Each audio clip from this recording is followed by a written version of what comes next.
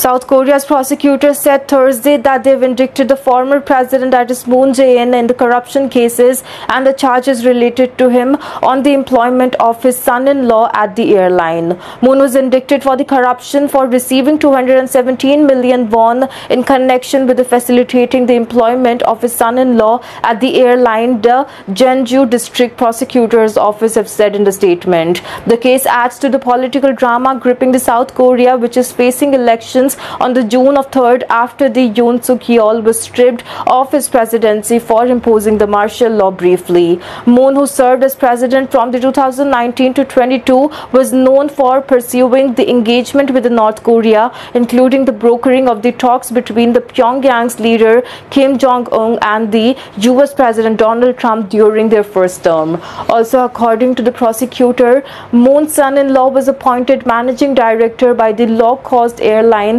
that is Thai EasterJet, despite lacking any relevant experience or qualification in the airline industry. The son-in-law frequently left his post for the extended periods and did not perform his duty in a manner benefiting the population. Also, they said that the airline, which is effectively controlled by the former MP from the Moon's party, has not given the Moon's son-in-law the job in a bid to win the favors from the then president, prosecutors have said.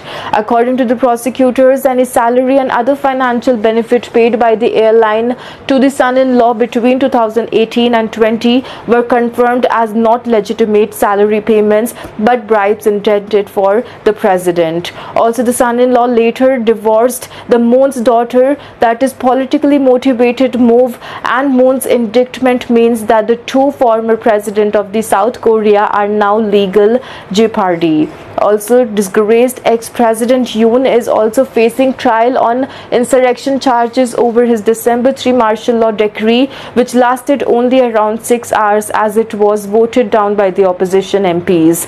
If convicted, Yoon could be sentenced to a life in prison or be given the death penalty, although South Korea has had an unofficial moratorium on the execution since 1997.